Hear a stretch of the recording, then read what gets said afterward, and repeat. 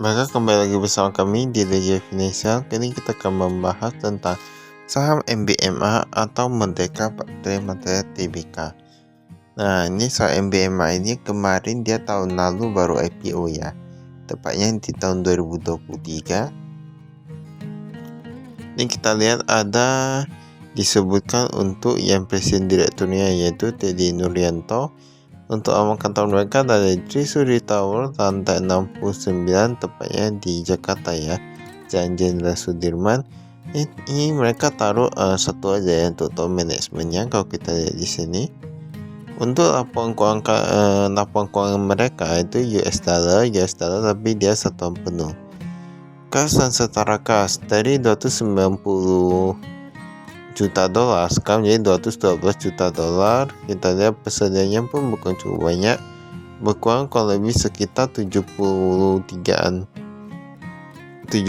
juta dolar ya. Kalau kita lihat di sini total asetnya dia meningkat, di mana dari 3,2 miliar dolar sekarang menjadi 3,3 miliar dolar.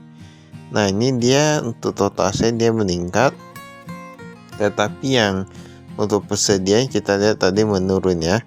Kita lihat menurun untuk yang liabilitas pihak ketiga dan pihak berrelasi. Tampaknya untuk yang hutang pihak ketiga dia menurun, pihak berrelasi dia meningkat, tapi jumlahnya gak gitu banyak jika dibandingkan dengan keseluruhan. Untuk total hutang jangka pendek dari 358 juta dolar sekarang menjadi 363 juta dolar. Berarti untuk yang hutangnya itu dia tetap meningkat, dan jika dia di sini dari 953 juta dolar menjadi 1 miliar dolar. Nah, 1 miliar dolar. Nah, ini berarti jumlah ini terus meningkat ya untuk hutangnya ini.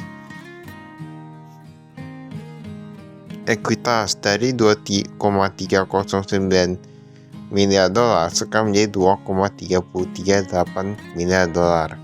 Nah, ini jadi dia ada peningkatan.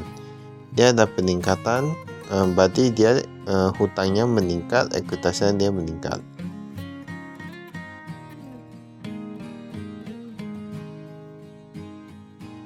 Kita lihat pendapatan usahanya dari 800-an juta dolar sekarang menjadi 1,3 miliar dolar.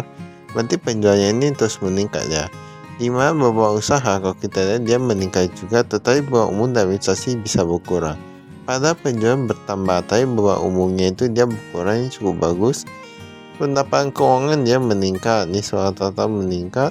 Kita lihat labanya dari 26 juta dolar sekarang menjadi 60 juta dolar. Berarti kalau lebih dia meningkat sekitar 30-an juta dolar ya.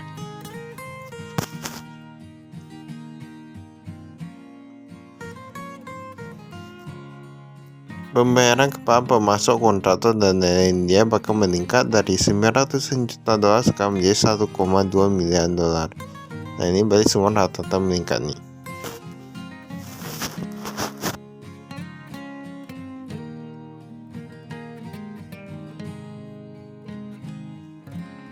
Ini kita lihat, ini ada yang 2020, dia sama ya, makanya dia gak ada mengalami perubahan. Dia mereka langsung taruh satu aja, berarti sama nih, gak ada perubahan manajemennya. Kita lihat persentase kepemilikan, ini ada berkurang. Nah, ini PT Merdeka Industri Ananta kemarin ada 100%, sekarang hanya tersisa 40%. Tapi ini ada yang baru, Merdeka Energi Utama dari Gada sekarang menjadi 100%. Saya kalau mau kita bilang, ini untuk perusahaannya itu kita gak bisa lihat dari kepemilikan saja, kita perlu lihat dari total asetnya. Misalnya ada perusahaan satu yang dia berkurang berapa persen, perusahaan lain dia tambah berapa persen, itu kita lihat asetnya. Kalau aset lebih banyak dan menguntungkan, itu cukup bagus ya.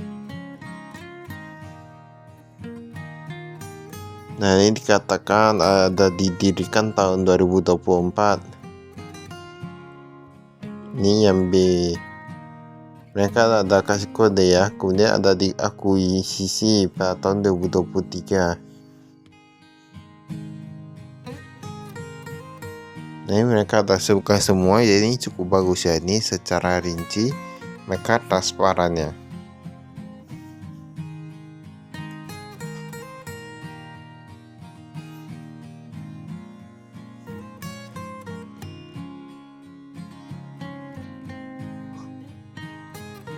Ini kita skip.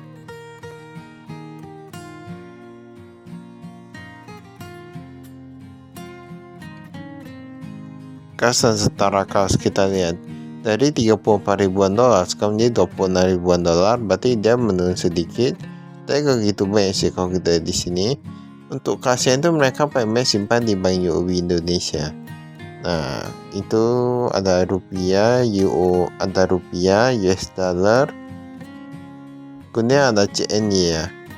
Kalau kita lihat di sini ya, sebenarnya dari seluruh perusahaan yang pernah kami lihat, kayaknya kami belum pernah yang taruh di Bank UOB paling banyak.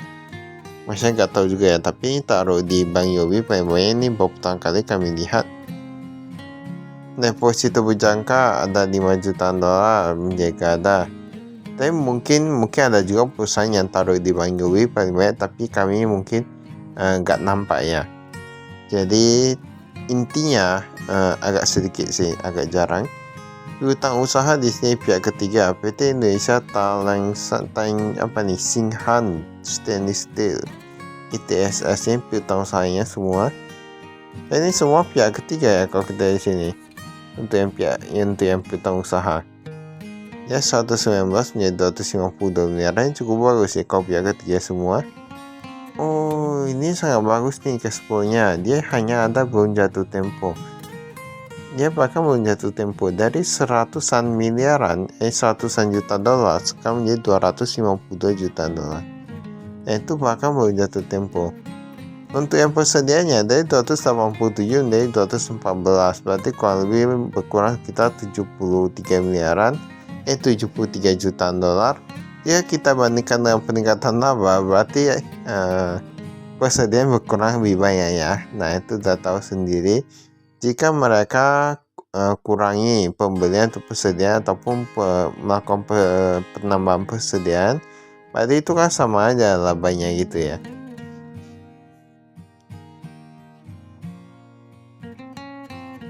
Dan untuk perusahaan pertambangan ataupun untuk contohnya kayak perusahaan pertambangan, mereka itu kan pakai apa ya, penggalian ya. Jadi itu masih cukup oke aja. Yang penting perlu dilihat dari asetnya ya. Mereka nggak tahu dia persediaan, kecuali kalau yang perusahaan perdagangan atau gimana gitu yang ada pakai bahan baku, nah itu boleh juga. Ya, aset tetap bisa di sini. Jadi setiap perusahaan pertambangan mereka perlu juga untuk melihat kira-kira estimasi bahan tambang di bumi ya. Jadi yang mau mereka gali itu kira-kira masih ada berapa persediaannya. Kalau kira-kira stoknya udah mulai mau habis, mereka perlu mencari lagi sumber yang baru. Nah, itu kalau kayak gitu. Tapi intinya itu mencetak keuntungan ya. Utang usaha di sini dari 258 jutaan dolar menjadi 233 jutaan dolar. Rupiah berhasil ada juga. Jadi ini perusahaannya cukup bagus sih kalau kami lihat ya. Dia piutangnya itu piutang nggak ada pihak berhasil. Ini utang ada pihak berhasil. Ini agak jarang bisa ketemu perusahaan seperti ini. Ini utang usaha kita di sini beban yang masih harus dibayar.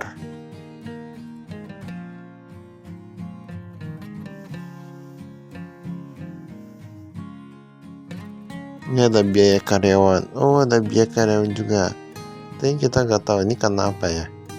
Biaya emisi efek dia sedikit berkurang. Biaya emisi obligasi tak ada juga ya.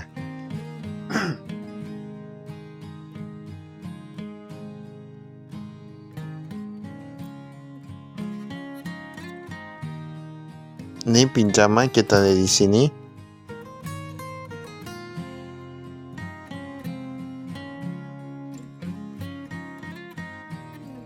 Pinjaman dari pemegang saham. Perjanjian pinjaman ekspansi proyek dan lain-lain. Ini banyak juga yang di sini ya.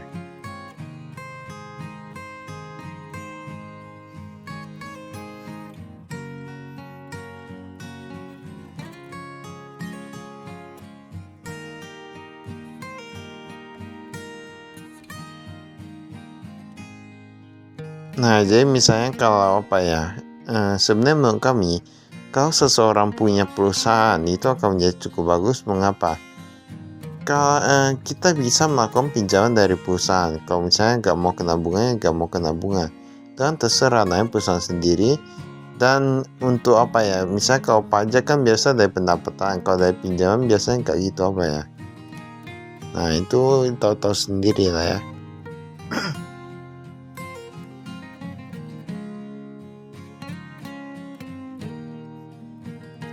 Ini kita lihat untuk pemegang sahamnya.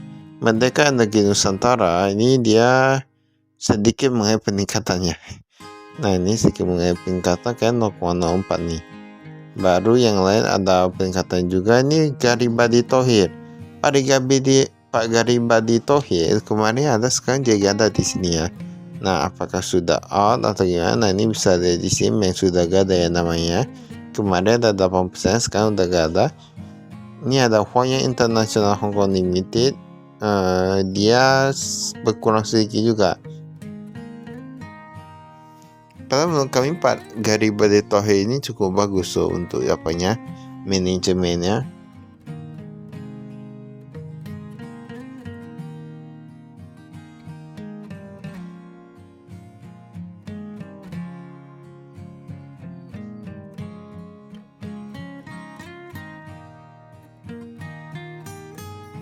Pendapatan usaha kita lihat. Nah, pendapatan usaha 601 juta dolar menjadi 707 juta dolar.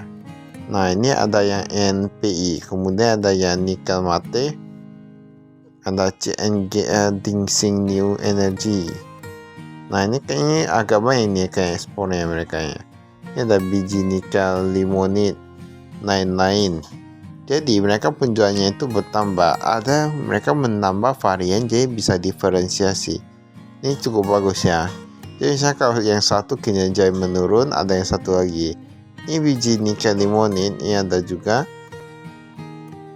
Kayaknya ada kemarin nih ya. Ini bahan pokok pendapatan kita lihat.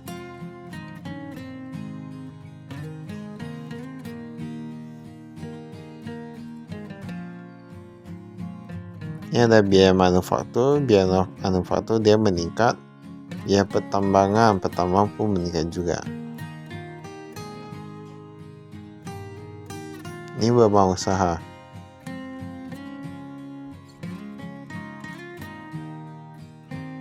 Perpanjangan kita skip.